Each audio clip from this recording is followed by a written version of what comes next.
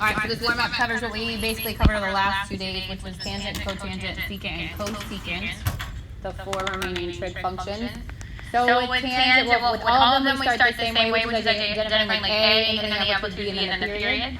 So the A, because there's nothing in front of the tangent, would be 1, which is your amplitude.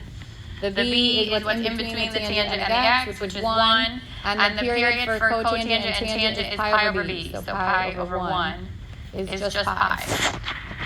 Then for tangent, we set our bx minus c equal to what? Negative pi over 2 and positive pi over 2, because that's where tangent's undefined. So I take the x plus pi, and I set it equal to negative pi over 2, and I set it equal to positive pi over 2. I'm going to subtract pi. This would be 2 pi over 2, so x is equal to negative 3 pi over 2. And then 2 pi over 2 here, x is equal to negative pi over 2. Those are your middle two asymptotes. So remember, we're going to get 4 asymptotes, 3 curves. To the one on the left, I'm going to subtract the period, which is pi. To the one on the right, I'm going to add the period. So 2 pi over 2, this is negative 5 pi over 2.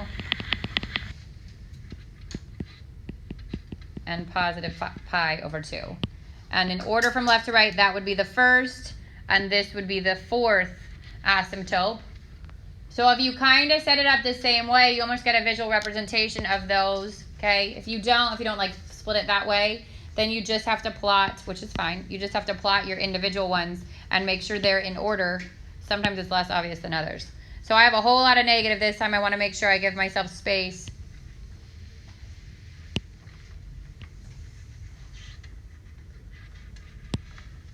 So I'm going to go negative 5 pi over 2, negative 3 pi over 2, negative pi over 2, and positive pi over 2. And those are your asymptotes.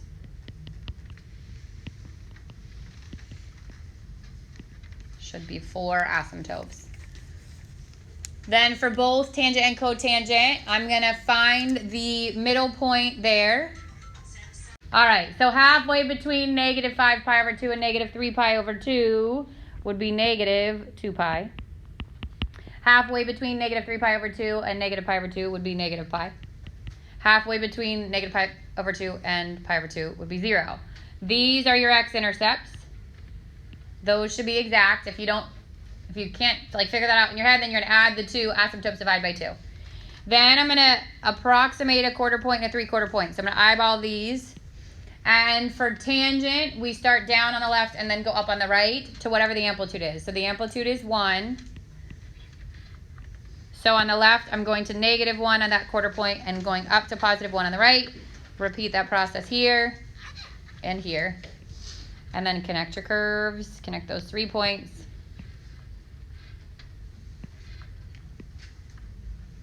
Making your tangent curve. Okay, then came cotangent. So almost exactly the same. 2 differences are the initial shape. This goes up to the left and down on the right. And what we said our bx minus c equal to, right? So A is still 1, which is your amplitude.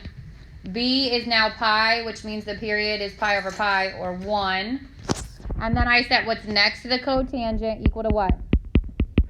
0 and pi. Good, because that's where cotangent's negative. Divide both sides by pi. I get x equals 0. And x equals 1.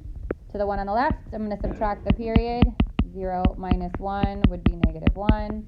To 1 on the right, I'm going to add the period, which is 2. And I go to my graph.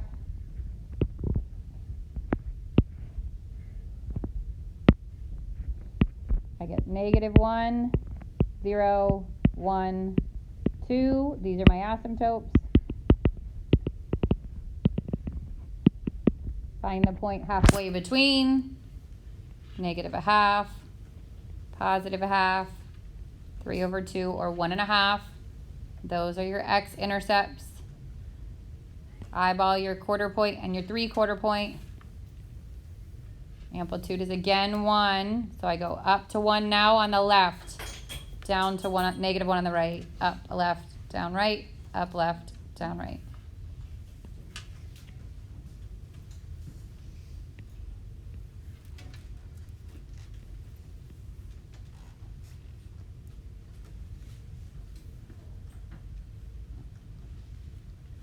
So a reminder, you will get one of those. So you're either going to get tangent or cotangent on your test. You're going to get 3 of the graphs total. So it will either be tangent or cotangent. And you'll be asked to identify the amplitude, the period, the asymptotes, the zeros, and then obviously draw your graph. How do you know what you're setting? Tangent is always negative pi over 2 and positive pi over 2. Cotangent is always 0 and pi. Because on your unit circle, that's where those things are undefined. That's where that comes from. So tangent's undefined top and bottom, cotangent's undefined right and left. Okay, then we get our reciprocal functions. So the cosecant one, we're going to graph negative 2 sine of 4x. The a this time is negative 1, which means it's going to flip upside down. The amplitude is a positive 2. Amplitude is always positive because it's the absolute value of a. B is 4, and the period for sine and cosine is 2 pi over b. So this is 2 pi over 4, or pi over 2. Again, it's going to ask those things. Then it's going to tell you to label your key points on your graph. So my key points, I'm going to take that period, which is pi over 2, multiply it times 1/4, times 1/2, and times 3/4. And I get pi over 8. Pi over 4, 3 pi over 8. The first one, because there's no phase shift, is 0. The last one, pi over 2. So no phase shift and no vertical shift.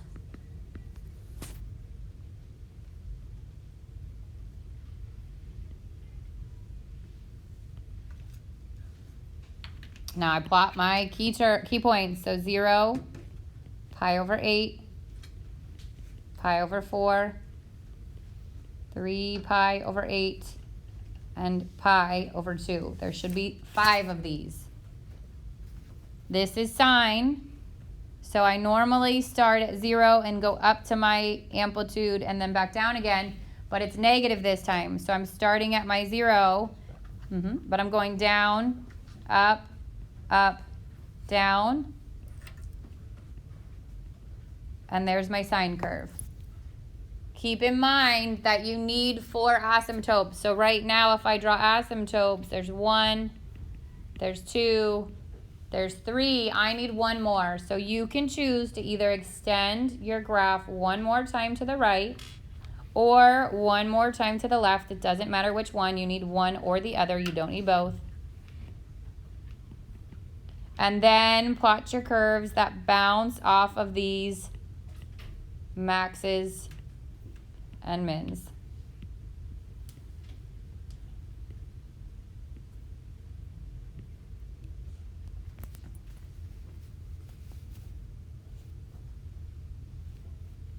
Questions? Again, you need 4 of those asymptotes, 3 of those curves. We plotted an extra one. You don't need the extra one, but you can either shift it to the left or shift it to the right, or continue it to the left or to the right. Doesn't matter which one. Okay, and then 4 is secant. So now we're going to graph cosine because that's its reciprocal function. A is 1, which is your amplitude. B is 1, and so the period is 2 pi. We know these key points. We've done them a bunch. They're pi over 2, pi, 3 pi over 2, and 2 pi. Starts at 0. And then this time there's a phase shift. So this phase shift is in a direction of positive pi over 2, which means to each of these I'm adding pi over 2.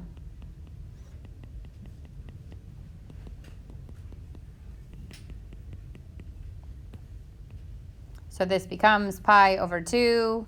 This becomes pi, 3 pi over 2, 4 pi over 2 or 2 pi, and 5 pi over 2.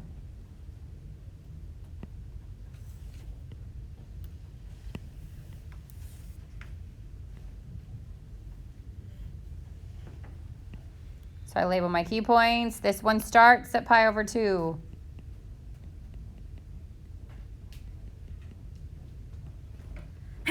God bless you. Thank you. You're welcome. And this is cosine, so we normally start at the top, at the amplitude, work our way down, down, up, up. This would be cosine. From there, you only have 1, 2 asymptotes, which means you're going to drop down each of these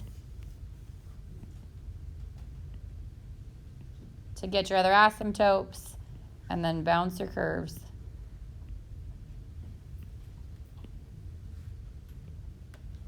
You will get at least one phase shift. You will get at least one reflection. You will get at least one vertical shift. So remember, if this said something like +1 at the end, then I saved that for the very last step. I would take everything and shift it up 1. Or if it was -1, I would shift everything down 1. So I saved that till after I find the asymptotes.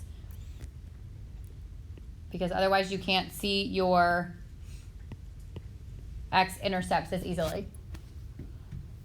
Questions? All right, so I posted the solutions to the homework for that. Tonight you want to check those graphs. You want to make sure that you understand it. And then tomorrow if you've got questions, we can answer questions on those. We're going to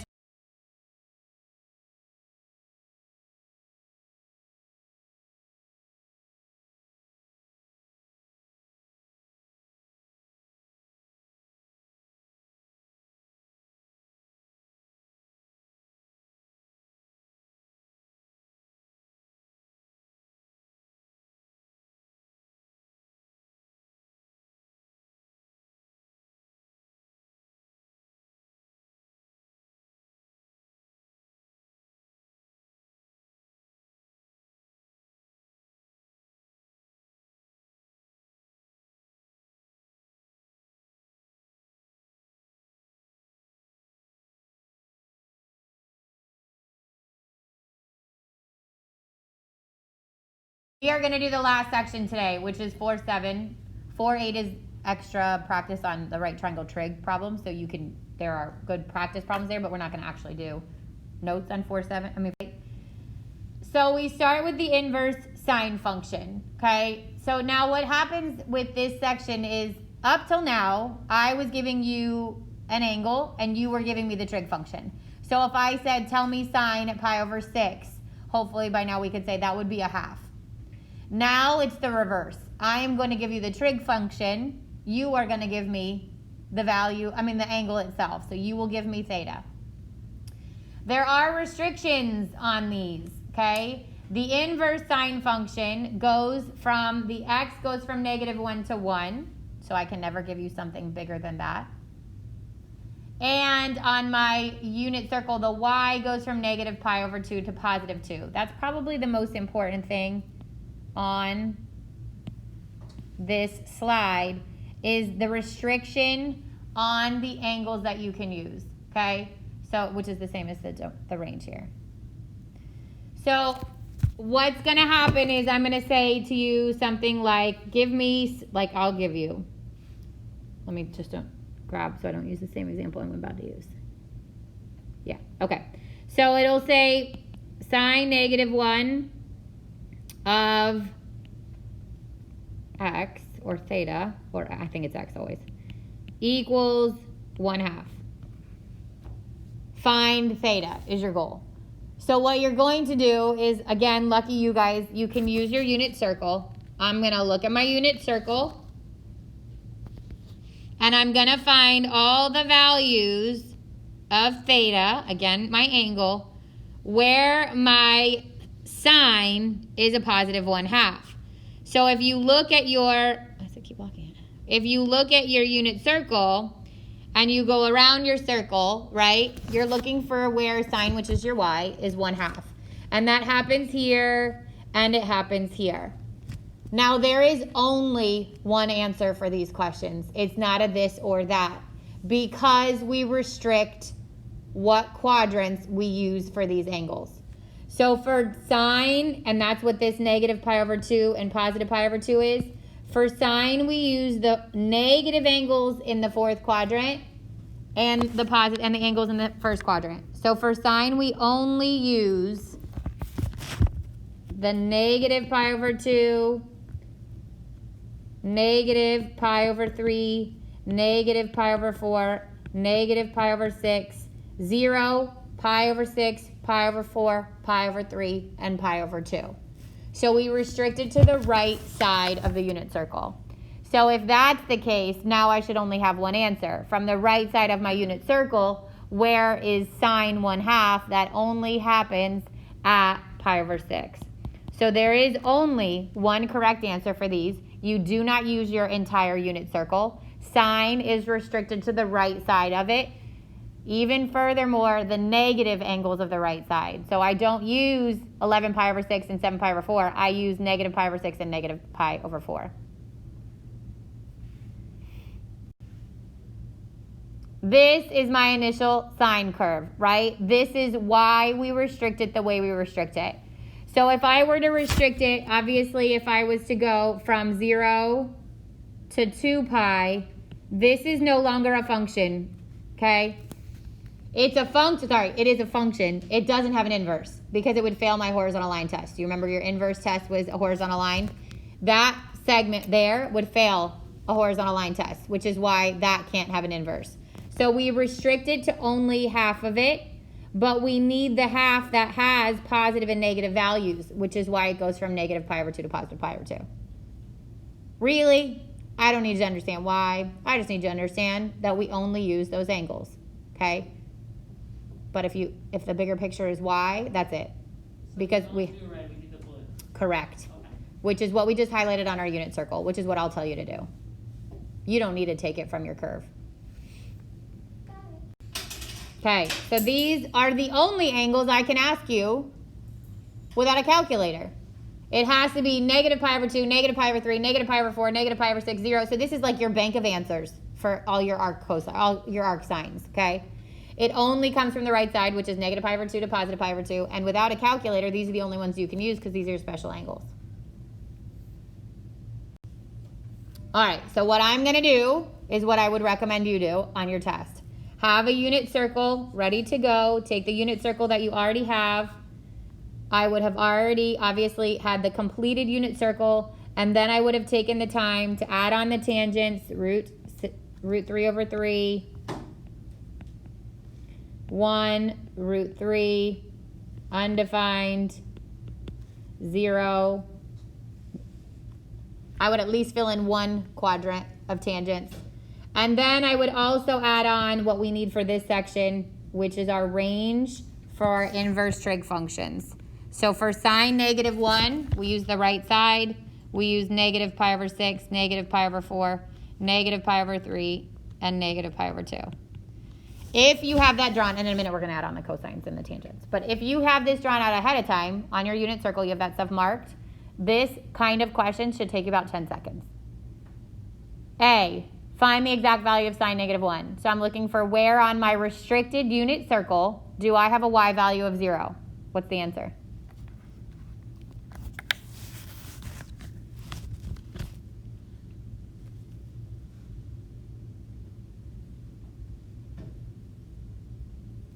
Do you see a y value of 0? Where is it? In the x-axis. So what's that angle? 0. Yes, 0.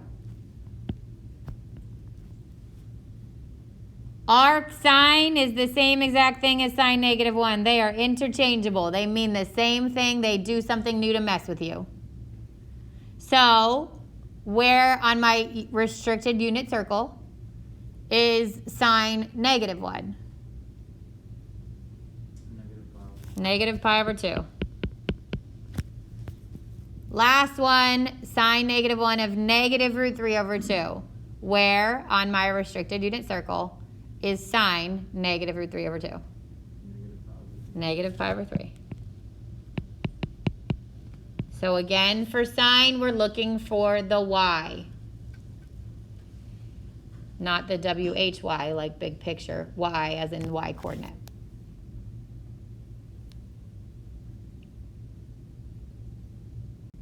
Look at all the x values on the right-hand side of my graph. They are all positive, right? So I can't restrict it the same way because I need positives and negatives. Okay, now we look at cosine. So now we're looking at the x values. Cosine gets restricted differently from sine. If I did the cosines on the right-hand side, all of them are positive, right? Like if you could imagine, go back. Cosine, we actually use the top, quadrant 1 and quadrant 2, because we need positive x's and we need negative x's. Those are these angles. So cosine goes from 0 to pi. So on my unit circle, I would highlight the right side for sine, and I would highlight the top for cosine. When we get all the way through, I'm gonna like pull up a unit circle and show you exactly what I would put on there. But just so you can get an idea to build. So, cosine, pull in my unit circle. Oh, I can't just jump there, it's the last one I put in. The easy thing with cosine is I don't have to change to positive negative angles. I keep the ones that are there. I use first and second quadrant. So arc cosine, same thing as cosine negative 1. Now I'm looking for which coordinate, the x or the y? The x. So where in that range is x? Positive 1. 0. B, cosine negative 1 of root 2 over 2. Where on my unit circle? Do you still do what you did for the last unit circle with the pi over 3 negative, it's like negative on the left side? No.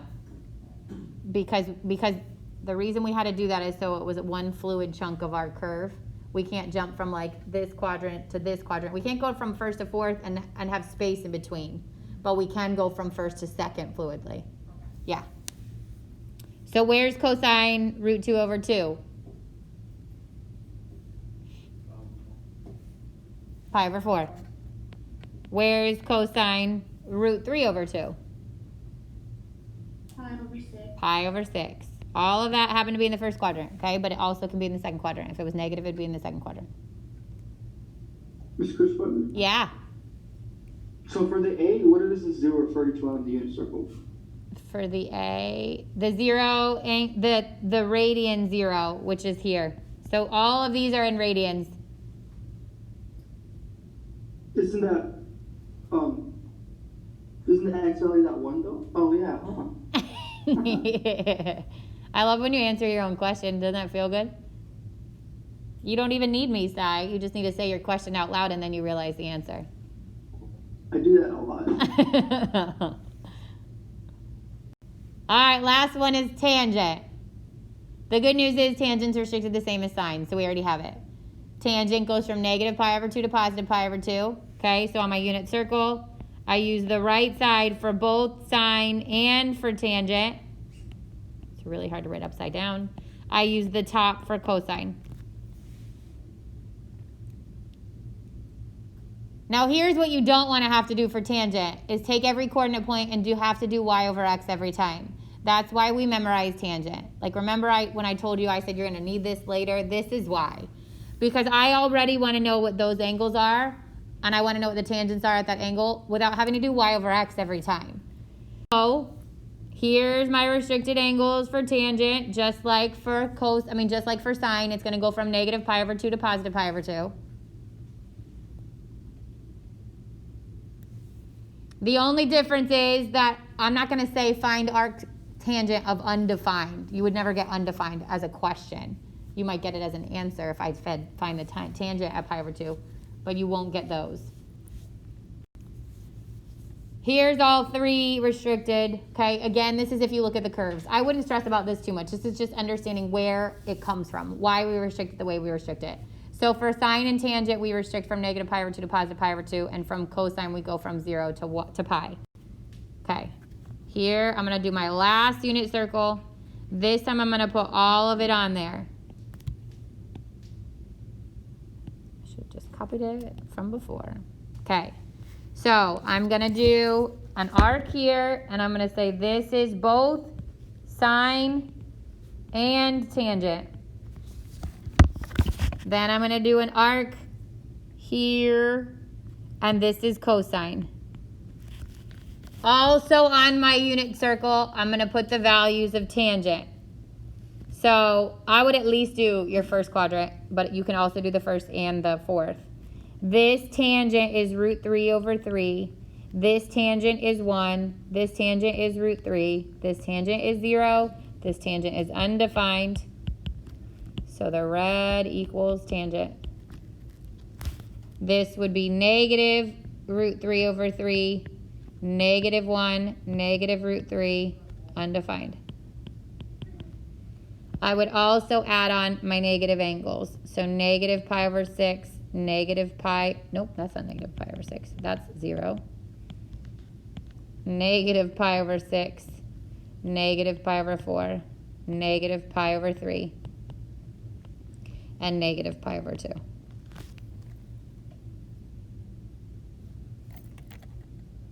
So before you take this test, you want to alter your unit circle to include all that stuff. In previous years, I let them fill out a unit circle, but they had to do it from their brain. Okay, again, a Corona perk, you're gonna get your unit circle. The downside is God help you when you start to have to know this for a standardized test, because none of it's gonna actually be in your brain. But we'll cross that bridge when we get there. You guys don't have to. All right. This one, it's like the total one, right? With everything from... Yep.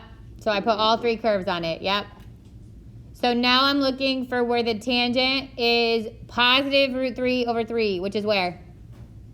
Pi over 6. Where is the tangent negative 1?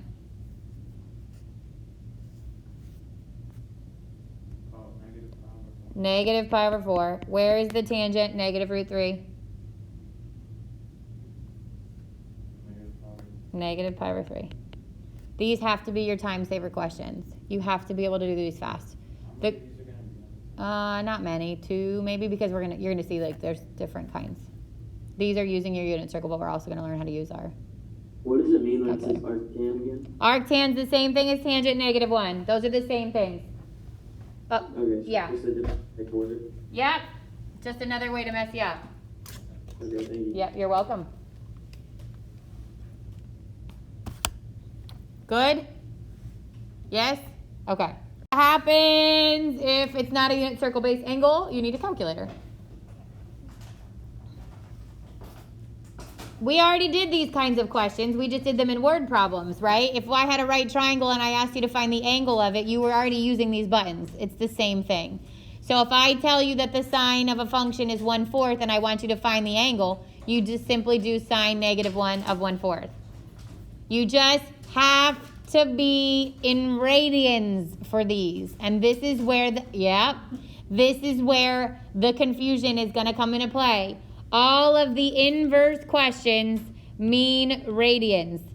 Whereas word problems, where you're solving for like an angle of elevation or an angle of depression, degrees. Your test is going to flip-flop between degrees and radians. Get comfortable with your mode button. So practice it. Just do sine negative 1 of 1/4. You should get 0.2527. Again, your mode should be in radians. If you're not in radians, you're going to get the wrong answer. And then do second tangent, negative 9.65, and you get negative 1.4675. These should be easy questions. But if you put them in the wrong mode, you lose all those points, and there's no work to save you. So you need to be careful. Ms. Chris, when you're entering the graph for like sine and cosine or tangent from last lesson, it didn't matter if you had it in degrees or radians. It needed to be in radians if you wanted your x-axis to show angles that are in radians. Okay. Yeah, good question. All right, so use the calculator to find the 4 decimal places for each function. Second tangent, negative 5.2. You should get negative 1.3808. Second cosine 0.2. You should get 1.3694. Second sine, because that's the same thing as arc sine, 0.8. So this is the same thing as sine negative 1. 0.9273. Be careful on your rounding. Pay attention to what it says. If it's 4 decimal places, you need 4. If it's 1, you need 1. Is that a negative sign? And Yes, this is a negative. Yeah. this one is. Yep. Easy stuff, right? Sucks to lose all those points because you're in the wrong mode. Inverse, negative ones, whatever it is, these you need to be in radians. All right, this says use an inverse trig function to write theta as a function of x. So we're back to SOHCAHTOA. We have our right triangle, right? So if theta is here, what's the relationship to that side? Opposite, this one? Hypotenuse. So which trig function am I going to use? Sine. So the sine of theta would equal x plus 2 over 6. So it says use the inverse trig function. This means sine negative 1 of x plus 2 over 6 would equal theta. We can't actually solve this because we don't have a side. If we actually had a value for x, we'd be able to solve it. But that's all it wants. Just write it in terms of the other one. So that's your answer? Yep.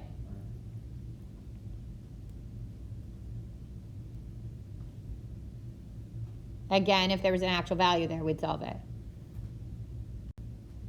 If there's, for when the This is composites of functions involving trig functions. So this is actually like a 2 function in 1, okay?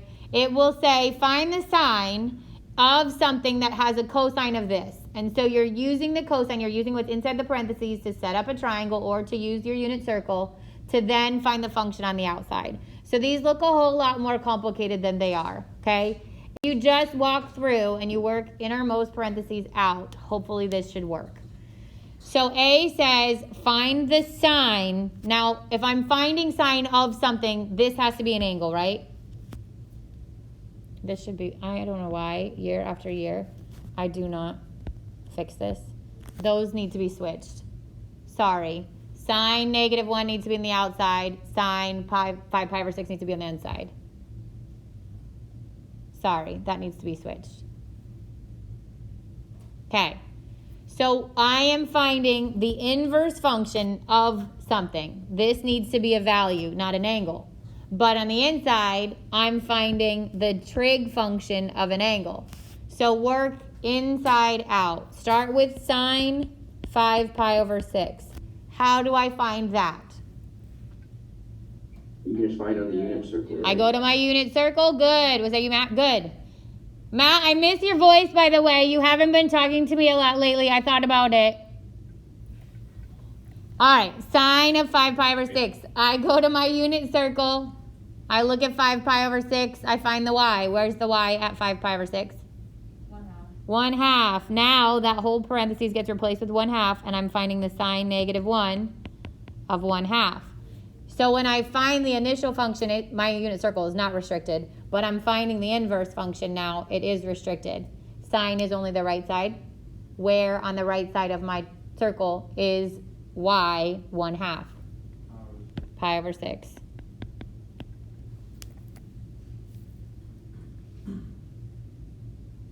So be careful because people see sine negative 1 and sine and they cross it through and they write 5 pi over 6, and that is wrong. You have to work with your non-restricted unit circle first and then your restricted one second. Okay, now B is different. B is the sine on the outside and the cosine negative 1 on the inside. And is 5 over 13 on my unit circle. No, what do we do when it's not on the unit circle? Oh, we do nothing. Oh, that's a bad answer. You do what? You make a triangle. You make a triangle. Good job. So I'm going to draw a triangle. I don't know theta, but I'm going to put it in the corner. Cosine 5 over 13. Is it negative? This is right this time. Yeah. So this would be adjacent is 5. Hypotenuse 13. What's my missing side? 12. 12. Good. Remember, those triples are going to save you a ton of time. Now, what's the sine of that same triangle?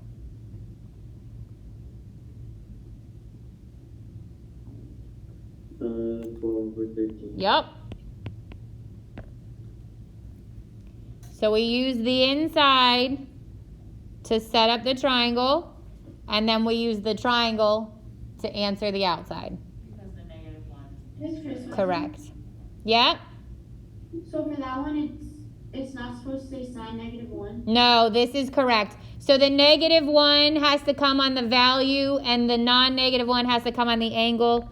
Notice this is an angle, right? So this needed just regular sine, but this is actually the value of cosine, so it gets the -1. The typo's just in the first one. Okay, thank you. You're welcome. Okay, so now look at this, the last one. I start with tangent -1 of 2√3/3. That's not on my unit circle, right? So I set up a right triangle.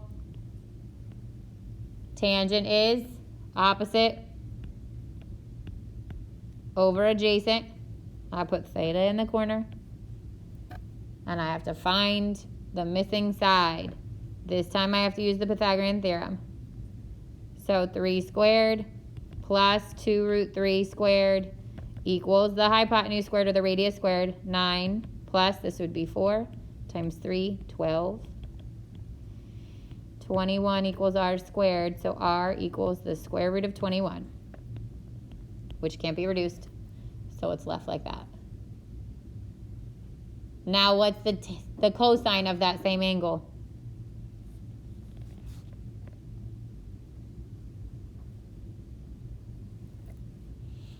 Square root of 21. Yep, and then we rationalize. And then we simplify.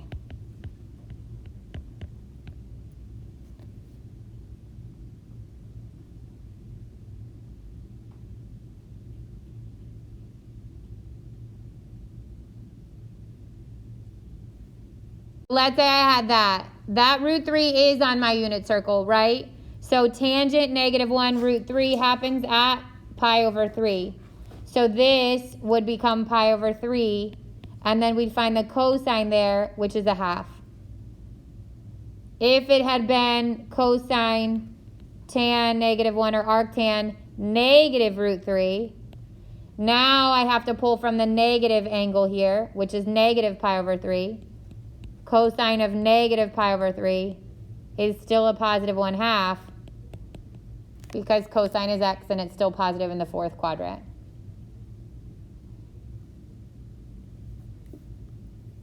So I know I won't see you, well, I won't see any of you physically for a week and a half, but I won't see you for a week. I do want you to take a break and rest, but I also don't want you to have to pay for it when you return. So obviously you have 4/7 to do. Don't worry, I have to work over the break too.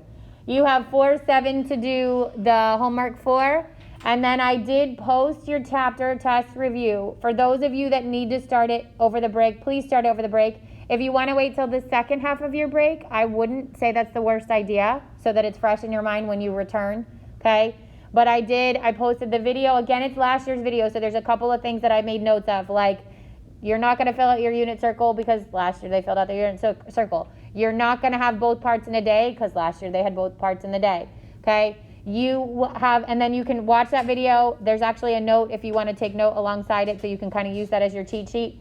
And then you can work on the test review. On Monday when we return, I will be in leggings on my couch, happily, because the amount of food I eat, probably I won't be able to get back in my regular clothes. But on Monday when we return, I will do the review with you, go over questions, and then Tuesday you will take the first part of your test, which is going to be the calculator part, because everybody will be at home, okay? Questions for me as far as expectations? They are keeping you guys home Monday, Tuesday, Wednesday in the hopes that if people are traveling or in large groups, you're quarantining yourself upon your return, and so you're bringing less fresh germs back to school. Yeah. They also said, like, if you play on a sports team, that they would even request that you get tested before you return to your team setting or whatever. But the idea is not to extend everybody's like, I'll just stay longer at my vacation. That's not the idea, although it sounds lovely. Okay, it's so that we can hopefully have a delayed return to some of those germs. Okay, and then also keep in mind that I will post the gratitude assignment, which